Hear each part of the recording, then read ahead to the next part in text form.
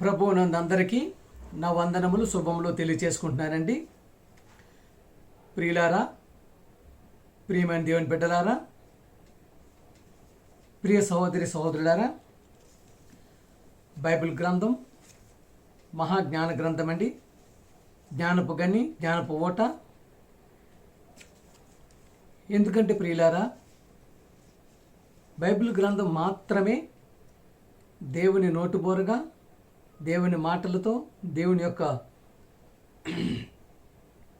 ప్రణాళికలో, దేవుని యొక్క సంకల్పంలో, పరిశుద్ధాత్మ ప్రేరేపణతో రాయించబడిన గ్రంథం కనుకనే బైబిల్ గ్రంథానికి అంతటి మహోన్నతమైనటువంటి విలువ. ప్రియ సహోదరులు, ఎందుకంటే చెప్తున్నాను, బైబిల్ గ్రంథాన్ని చదివితే మహాత్ములు అయిపోతారండి, జ్ఞానవంతులు అవుతారు. అలాగే సకల శాస్త్రాలను అధిగమించినదే బైబిల్. సకల శాస్త్రాలను అధిగమించినదే బైబిల్. ప్రియ సహోదరులారా, ప్రస్తుతం ఉన్నటువంటి మన యొక్క క్రైస్తవ సమాజం అనుకునివ్వండి, దైవజనులు అవనివ్వండి, పెద్దలు అవనివ్వండి, బైబిల్ గ్రంథాన్ని, బైబిల్లో ఉన్న బోధ, మీరు వింటున్న బోధ, బైబిల్లో ఉన్న బోధ అని మనం పరిశీలించినట్టయితే ఎక్కువగా మనం వింటున్న బోధనే ఆలకిస్తున్నాం. కానీ ప్రియమైన దేవుని వాళ్ళరా, బైబిల్లో ఉన్న బోధని ఎవరు చెప్పటం లేదండి. అసలు మీరు విన్న బోధ బైబిల్లో ఉన్నదా? బైబిల్ ప్రకారంగా చెప్తున్నారా? బైబిల్లో దేవుడు రాయించిన ప్రకారం, ఆయన నోటు బోరుగా రాయించిన ప్రకారం చెప్తున్నారంటే ప్రియమైన దేవుని వాళ్ళరా, ఆ విధంగా ఉండటం లేదండి. ప్రియులారా,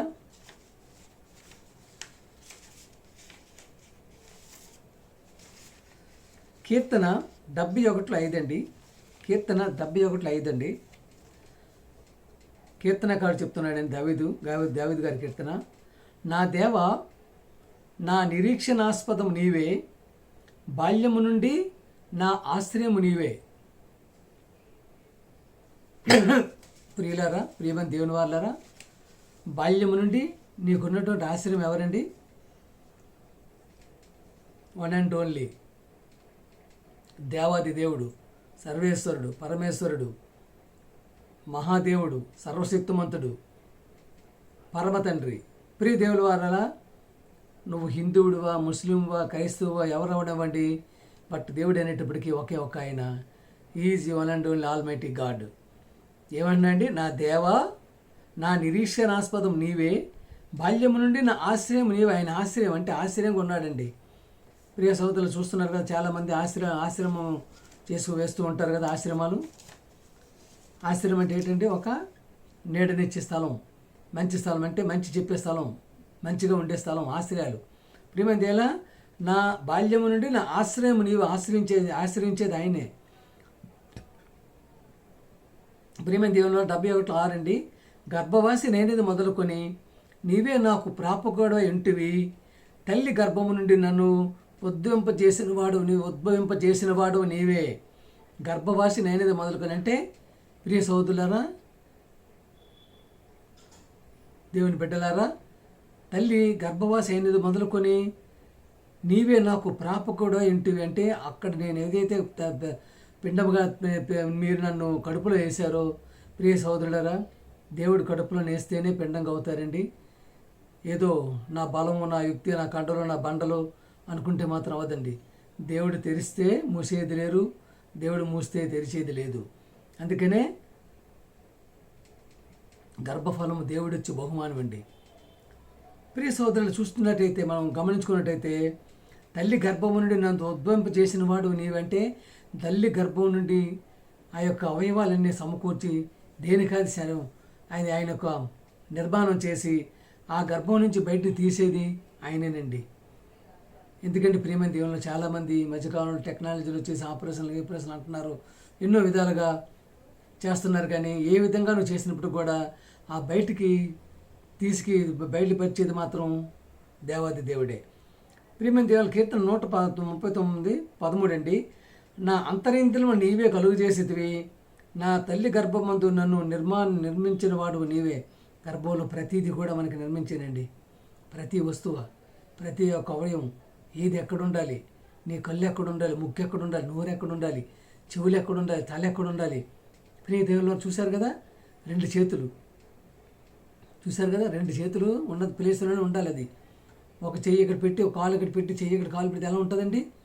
బాగుంటుంది అది ఏమన్నా? అందుకనే అంటే ఎంతో చక్కగా. అలాగే కనిపించే అవయవాలు, కనిపించిన అవయవాలు ఉన్నటువంటి ప్రతిదీ నీ యొక్క కడుపులో, గుండెల్లో, నరాలు, ఎముకలు. ప్రియ సోదరులు, ఈ యొక్క నిర్మాణం చూస్తే అసలు మనకే ఆశ్చర్యం అనిపిస్తుంది. అసలు ఇంతటి నిర్మాణాన్ని చేసినటువంటి మహాదేవుడికి, పరమ తండ్రికి మనం ఏమివ్వగలుగుతున్నాం? ఇంతటి చక్కని ఆకారాన్ని మనకి ఇచ్చినటువంటి ఆ యొక్క దేవాది దేవునికి ఏమి ఇవ్వగలుగుతున్నాం? నేను పిండమని ఉండగా నీ కన్నులు నన్ను చూశాను. చూశారు, పిండమని ఉండగా. పిండం అంటే అసలు కనిపించదండి. మనల్ని చూస్తారు కదా, హాస్పిటల్లో చూస్తుంటారు, స్టెతస్కోప్ పెట్టి చేస్తుంటారు, చూసారు కదా ప్రేమ దేవునారా? అది పెట్టి కళ్ళల్లో పెట్టి చూస్తూ ఉంటారు, కనిపించదు. నేను పిండమని ఉండగా నీ కన్నులు నన్ను చూచానంటే, నీవు పిండమని ఉండగా, పిండం ఉన్నప్పటి కాడి నుంచి నీవు చనిపోయేంత వరకు కూడా దేవాది దేవుడు, సర్వోన్నతుడు, సర్వశక్తిమంతుడు, మహాదేవుడైనటువంటి దేవుని యొక్క కన్నులన్నీ నీ మీద ఉంటే ఎప్పటివరకు అంటే నీవు చనిపోయినంత వరకు కూడా. అంటే ఈ యొక్క జీవన గమనంలో ఏం చేస్తున్నారు నా కుమారుడు, ఏం చేస్తుంది నా కుమార్తె, ఏ పని మీద ఉంటున్నారు నా కుమారుడు, ఏ పని మీద ఉంటున్నారు నా కుమార్తె, నేను పంపించిన నాకు పని మీద ఉంటున్నారా? ప్రియమైన దేవుని వాళ్ళరా? లేదా లోకానుసారమైనటువంటి వీటితో, లోక సంబంధంతో, లోకపు ఆశలతో, లోకపు విషయాలతో కొట్టుకొని వెళ్ళిపోతున్నారా అని చివరి వరకు, అంటే నీ యొక్క చనిపోయిన వరకు ఆయన నిన్ను కనిపెడుతూనే ఉంటారు. ఆయన కళ్ళు నీపైన ఉంటాయి. చూసారా, నేను పిండమని ఉండగా నీ కన్నులు నన్ను చూచును. ఎప్పటి నుంచి చూస్తున్నాడు ఆయనవి? ఆ యొక్క చిన్న పిండమని ఉండగా దగ్గర నుంచి నీవు చేయిపోయినంత వరకు నీ కన్నులు నీ దగ్గర ఉంటున్నాయి. నీ యొక్క అడుగు జాడలు, నీ యొక్క ప్రవర్తనలో ఉంటుంది.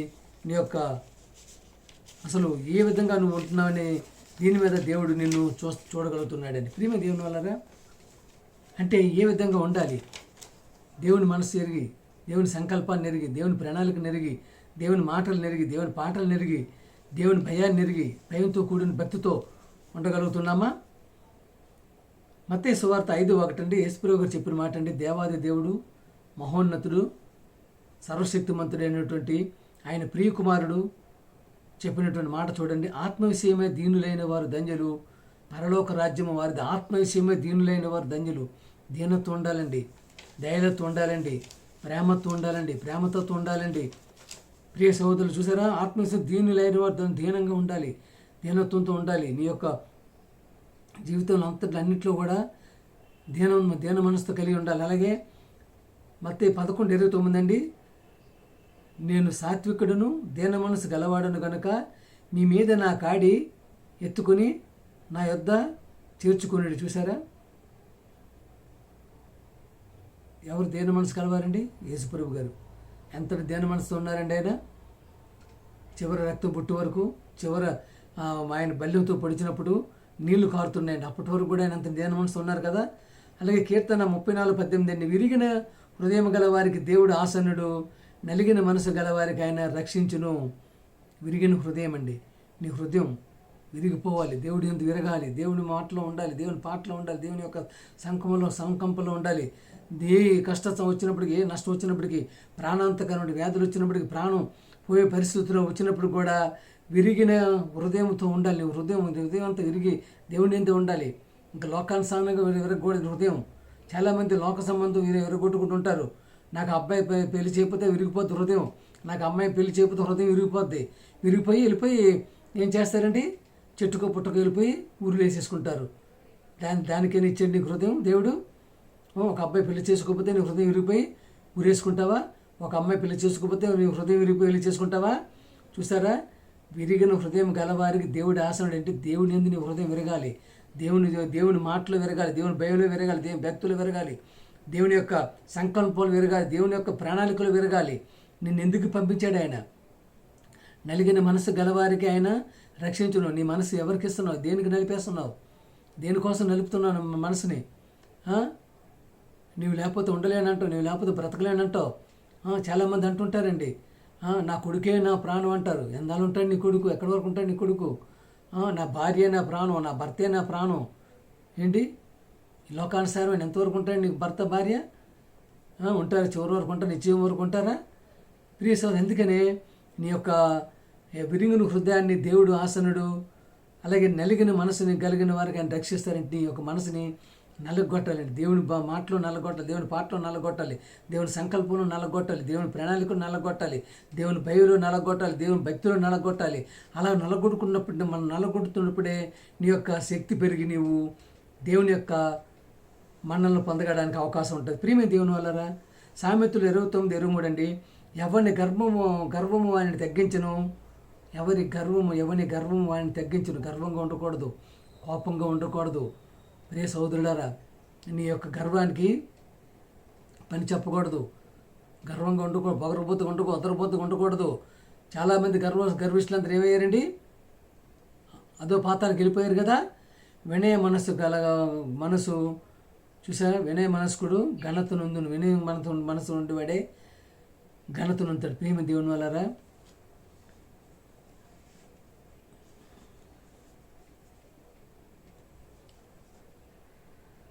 ప్రేమ దేవుని వల్లరా, చూశారు కదా ఎంతటి మహత్తరమైనటువంటి మాటలు. ఈ విధంగా ఆయన రాయించినప్పటికీ ఆ విధంగా ఉండగలుగుతున్నామా? ఆ ప్రేమలో, దేవుని ప్రేమలో ఉండగలుగుతున్నామా? ప్రియమైన దేవుని వల్లరా, మన వాళ్ళు ఏం చేస్తున్నారండి? లోకానుసారంగా లోకపు ఆశలతో లోకపు పోకళ్ళకు వెళ్ళిపోయి, నా అందం చూడు, నా కండ చూడు, నా బలం చూడు, నా యొక్క డబ్బు చూడు, ధనం చూడు, నేను తప్ప ఇంకెవరు ఈ ప్రపంచంలో ధనవంతులు లేరు అన్నట్టుగా ధనాన్ని చూసుకొని, డబ్బును చూసుకొని, అందాన్ని చూసుకొని, ఒళ్ళుని చూసుకొని, కండలు చూసుకొని మురిసిపోతున్నారు. కానీ ఈ విధంగా దేవుని యొక్క భయభక్తుల్లో ఉండడానికి ఇష్టపెట్టుకోవట్లేదండి. ప్రియమైన దేవుని వల్ల. అందుకని ప్రతి విషయాన్ని కూడా మనం ఎంతో జాగ్రత్తగా, ఎంతో నమ్రతగా, ప్రియమైన దేవుని యెషయా 57:15 అండి. మహాగణుడును, మహోన్నతుడును, పరిశుద్ధుడును, నిత్య నివాసి అయిన వాడు ఇలాగ సెలవిచ్చుచున్నాడు. నేను మహోన్నతమైన పరిశుద్ధాల స్థలమును నివసించువాడను. అయినను వినయము గలవారి ప్రాణమును ఉజ్జీవింపజేయుదును, నలిగిన వారి ప్రాణమును ఉజ్జీవింపజేయుదును. చూసారా, ఎవరండైనా మహాగణుడు, మహోన్నతుడు, పరిశుద్ధుడు, నిత్య నివాసి, సర్వశక్తిమంతుడు ఏం చెప్పారండి ఆయన? వినయము గలవారి ప్రాణమును ఉజ్జింపచేస్తారు. చూసారు, వినయం గల ప్రాణాన్ని ఉజ్జింపచేస్తారండి. గర్వంగా ఉన్నటువంటి ప్రాణాన్ని ఏం చేస్తారండి? చూసిపెడేస్తాడు ఆయన. ప్రియమైన దేవుని వల్లరా,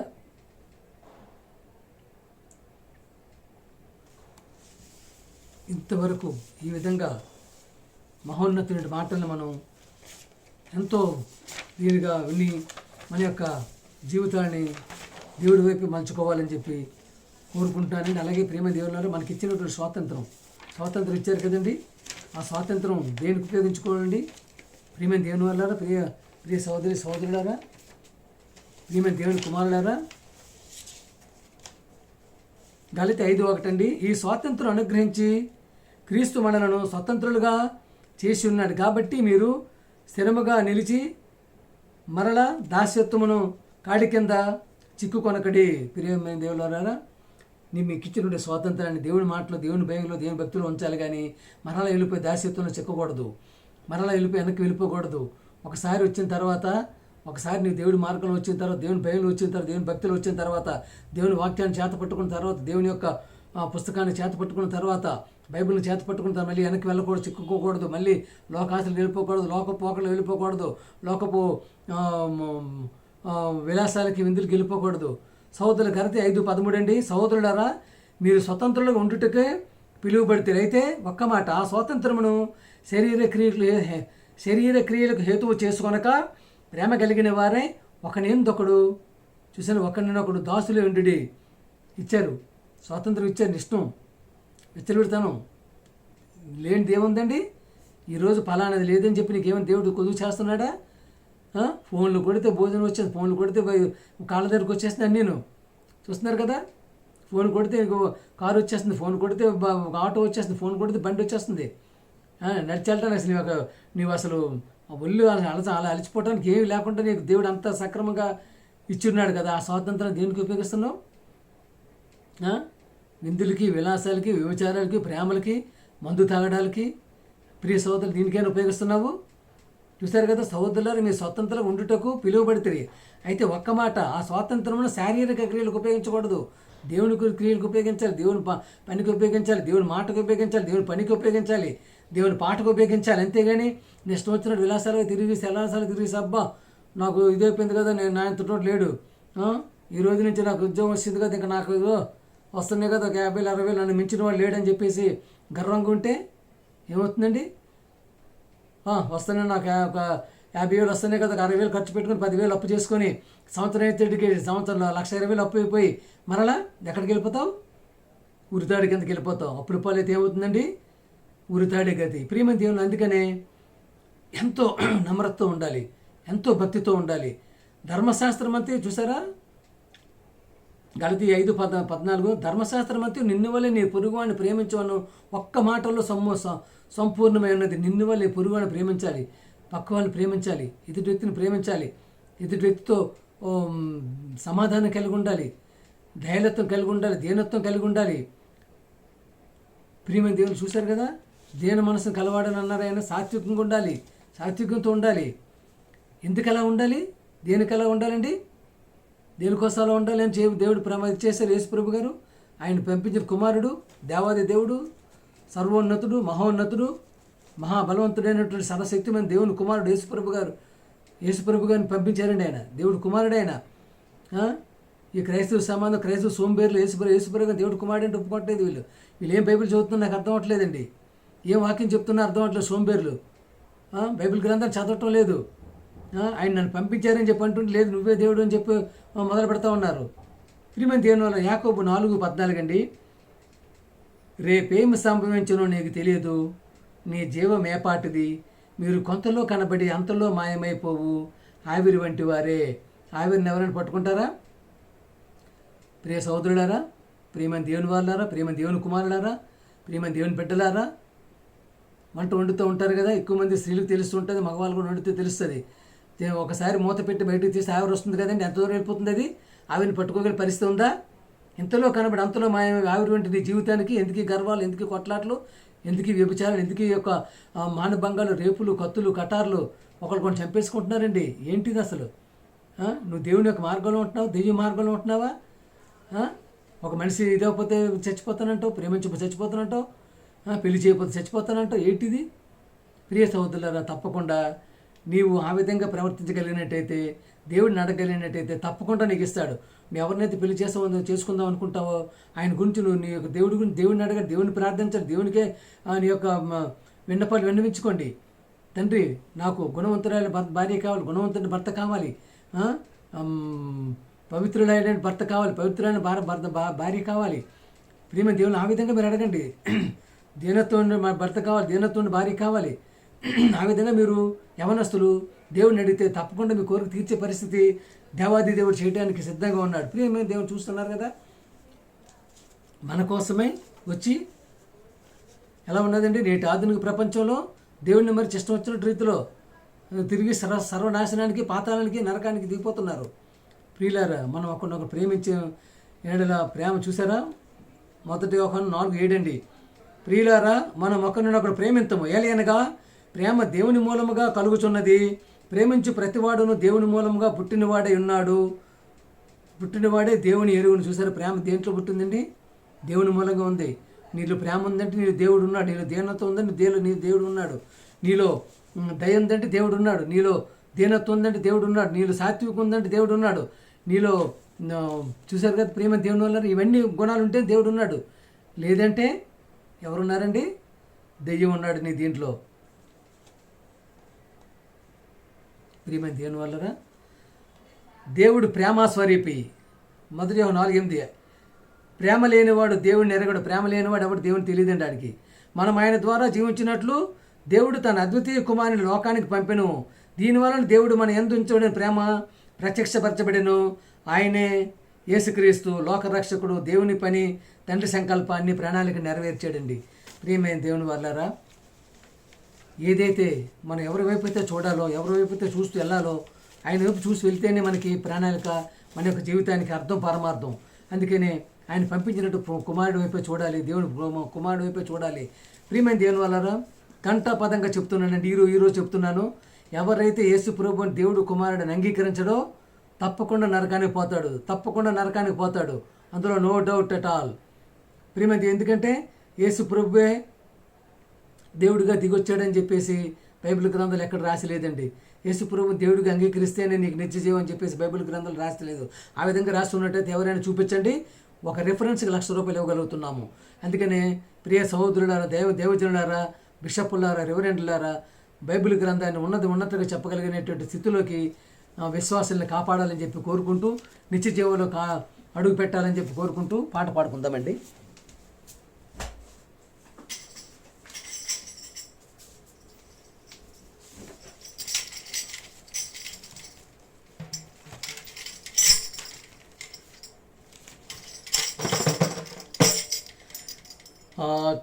ఆకాశమందు నీవు తప్ప నాకెవ్వరున్నారయ్యా దేవా, ఆకాశమందు నీవు తప్ప నాకెవ్వరున్నారయ్యా తండ్రి, ఆకాశమందు నీవు తప్ప మాకెవ్వరున్నారయ్యా దేవా, ఆకాశమందు నీవు తప్ప మాకెవ్వరున్నారయ్యా తండ్రి. ఉన్నవాడవు నీవే, మమ్ము కన్నవాడవు నీవే, ఎల్లవేళలా మాతో ఉండేవాడవు, ఎల్లవేళలా మాతో ఉండేవాడవు. ఆకాశమందు నీవు తప్ప మాకెవ్వరున్నారయ్యా దేవా, ఆకాశమందు నీవు తప్ప మాకెవ్వరున్నారయ్యా తండ్రి.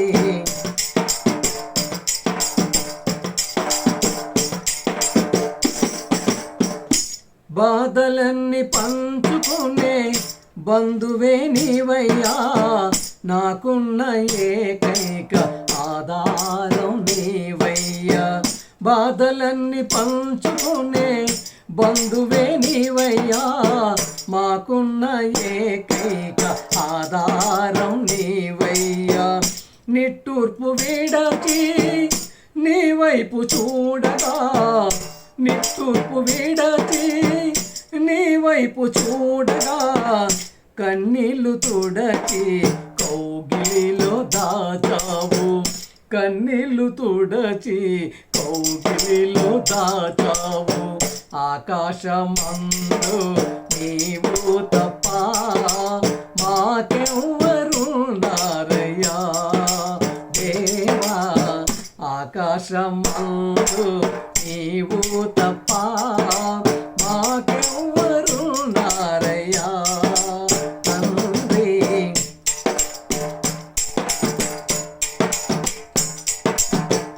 ఉన్నవారు ఎవరు నా తోడు లేరు, అయిన వారు ఎవరు నా వారు కారు. ఉన్నవారు ఎవరు నా తోడు లేరు, అయిన వారు ఎవరు నా వారు కారు. అన్ని వేళలా తోడు నీడగా, అన్ని వేళలా మాకు తోడుగా ఉండేవాడవు, నడిపించేవాడవు, ఉండేవాడవు, నడిపించేవాడవు. ఆకాశమందు నీవు తప్ప నాకెవ్వరున్నారయ్యా దేవా, ఆకాశమందు నీవు తప్ప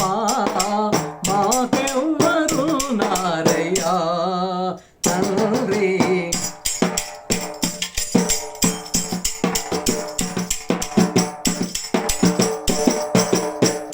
శ్రమలలో తోడు నడిచే స్నేహమే నీవయ్యా, కడవరకు నాతో ఉండే కన్న తండ్రి నీవయ్యా. శ్రమలలో తోడు నడిచే స్నేహమే నీవయ్యా, నా కడవరకు నాతో ఉండే కన్న తండ్రి నీవయ్యా. శ్రమలన్నీయో దీవెనగా, శ్రమలన్నీయో దీవెనగా మార్చేవాడవు, స్థిరపరచేవాడవు, మార్చేవాడవు, స్థిరపరచేవాడవు. ఆకాశమందు నీవు తప్ప నాకెవ్వరుండారయ్యా దేవా. ఆకాశమందు నీవు తప్ప నాకెవ్వరున్నారయ్యా తండ్రి. ఉన్నవాడవు నీవే, మమ్ము కన్నవాడవు నీవే, కడవరకు మాతో ఉండే కన్న తండ్రి నీవయ్యా. ఉన్నవాడవు నీవే, మమ్ము కన్నవాడవు నీవే, అన్ని వేళలా మాతో ఉండేవాడవు. ఆకాశమందు నీవు తప్ప మాకెవ్వరున్నారయ్యా దేవా. ఆకాశమందు నీవు తప్ప మాకెవ్వరున్నారయ్యా తండ్రి. అందరికీ వందనాలండి. ప్రియులారా, ప్రియమైన దేవుని వాళ్ళారా, ప్రియ సహోదరి సహోదరులారా, వాక్యం నచ్చినట్టయితే సబ్స్క్రైబ్ చేయండి, షేర్ చేయండి, ప్రతి ఒక్కరికి పంపించమని కోరుకుంటూ మీ ఈశ్వరరావు. ప్రభు పేరట అందరికీ వందనాలండి.